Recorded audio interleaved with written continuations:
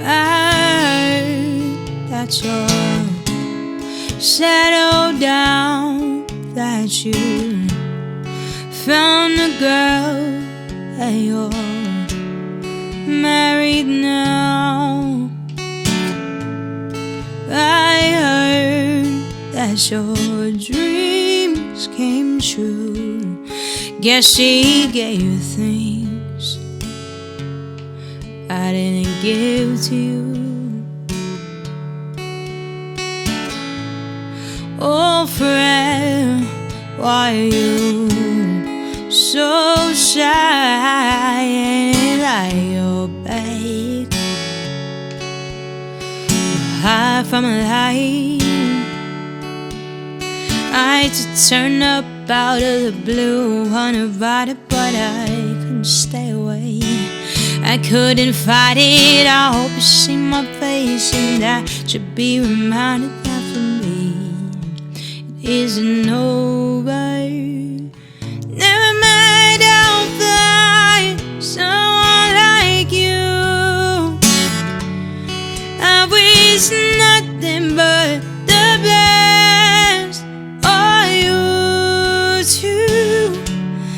Don't forget me, yeah, babe. I'll be the way you say.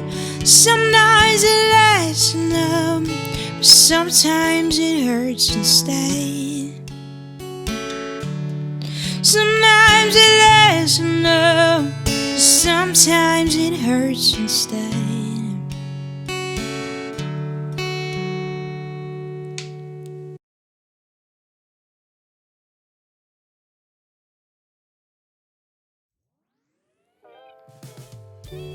Hi everybody, welcome to episode 23 of my music vlog, Covers Off the Street.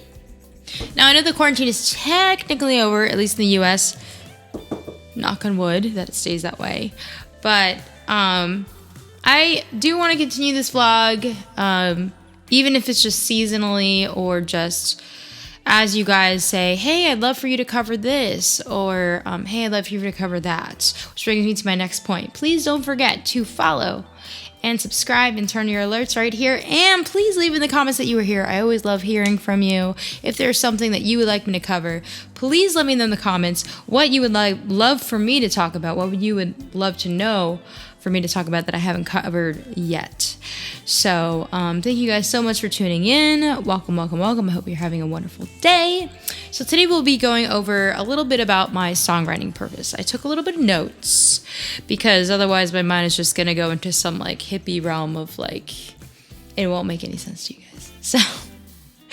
So what is a song? That's where I'd like to start. Like, what is a song? Like, what really is it? Because every song is different and every genre is different. And for me, a song, my definition of a song is a message put into music with lyrics to assist the melody in order to convey what we can't in everyday conversation. So, hi Pepper, you want to be part of this? Pepper is here to be part of it. Pepper, what is a song? What's your idea of a song? My guess is chasing her tail and bugs, but or treats. Or hiding because she's tired of hearing me be loud. When I first got her, she could not stand the noise. It took her a second to get used to it. She's like, what is this? And then now she doesn't care. She sleeps. She takes naps. She hangs out. It doesn't faze her one bit, but it startled her at first, especially being a rescue and everything and everything noise-wise, kind of getting to her. So, with that said, my structure is, for the most part, has what you call an A, B, A, or ABC, which A meaning verse, B chorus, and then C bridge, or ABC, which could also mean A verse, B pre-chorus. It just AP, and like all the it's hard to describe these like technicalities because, you know, everyone has their way of how they go. And me, I'm actually not a trained songwriter. Everything I've written has been through listening to a lot of music influences. People say, oh, theory. And I'm like, yeah, I do have theory training, but I don't use it when I write. It's good to know the rules so you know how to break them, but you don't necessarily need it unless you're going to compose like a 12-piece orchestra or something. Or if that's what makes you function best, then cool. But for me, I mostly write through feeling and sound from my head. I don't know how else to put it. So for me, my structure usually goes chorus. Sometimes it goes chorus, verse, then chorus. Most of the time, which is kind of like when you go to the beginning, when you hear the chorus, the meat of the song first, and then go into the verse. But most of the time, a lot of my songs end up being verse, pre-chorus, then chorus, then back to the verse, then pre-chorus again, or no pre-chorus the second time, then back to the chorus, and then often a bridge, but sometimes not a bridge. So, yeah. I will say that my weakest link, my Achilles heel, are bridges. I've struggled with them a lot. And a lot of the time the great thing about pop music and where it's going right now is you don't always have to have a bridge. I remember back in like the 90s at least, listening to a lot on the radio and everything had a bridge. And the bridge is like, it's kind of what helps resolve the chord right before the last chorus comes in. Where there's like a big bang a lot of the time, or not. Everyone's different. But now, where does my inspiration come from? A lot of it's personal. A lot of my inspiration comes from having gone through something or having a moment of enlightenment and then going, oh my goodness, I wanna share something musical about it. And sometimes that looks like, me writing down words. I don't often write the lyrics first. Usually I kind of come up with a melody and then whatever feels like the idea I'm thinking of trying to write a song about. Or sometimes I've also written a melody and then just let a story come out of myself and like not think about it. And that was very challenging and scary. Shout out to Trevin McClure thank you so much for doing that with me. That was scary, but it helped me grow. He wanted me to, when I wrote I Can't Be, Pepper, do you want to play guitar too? She hit the guitar with her tail. You want to write a song? Huh? So when when Trevin wrote with me for the interlude album, he wrote I Can't Be. And that was a really hard session because I had laryngitis. We both had it actually. So we were just like not feeling the greatest, but we were writing late at night. It was from the fires in LA. They really threw out my voice and created a lot of just congestion. And so we're like, well, let's just try to write a song anyway. So I don't know if it was because I, had something, my voice just wasn't in the best shape or whatever. And with writing, you don't need to sing 24/7, so it's a little easier to not need it. But so with that part, I would say that like he was just playing chords and he's like, just whatever comes to your head, don't think about it. Just let whatever melody, whatever words come out. It's not going to make sense, but just let them come out, and then they probably will make more sense than you think. So it was really interesting. So it was kind of like a song that came from my subconscious. How do I start my songs? So sometimes, as I just mentioned, sometimes I co-write. A lot of the time I write alone, especially during the pandemic, because it's just been difficult. But I've also done at least a handful of co-writes for sure over the quarantine period when that happened. And I'm not opposed to co-writes.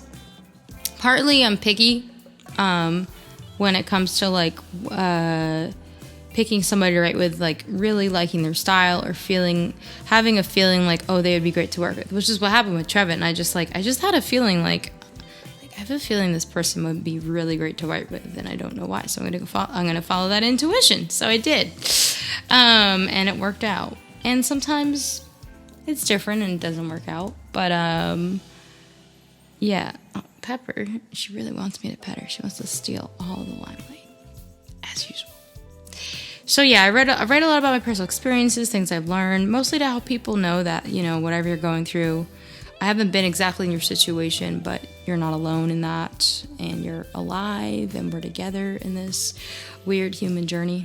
And so, yeah, that's a lot of where my inspiration comes from, is those aha moments in my life, or having gone through something, or sometimes it could just be like, literally, I wrote a song with somebody where we were talking about, he said, "Oh, you're wearing a sweater." And I said, "Yeah, I know it's not very cold out, but I'm just cold in my apartment. I just want to be comfy. Like, I'm not cold. I just want to wear it." And so we started with the idea of a sweater just to see what would happen. And then it turned into like a song that had nothing to do with the sweater, but the idea of a sweater and what it makes you feel like. And like, so that's kind of where we went. And it was very inspiring because the way that I've written song ideas on Twitch has been very random with Mad Lib songwriting, where we pick a subject and I write lyrics, and then I write the lyrics first, then I ask people for their input, and it's random. So I'm like, hey, I need a noun. So that's where the Mad Libs comes in. Then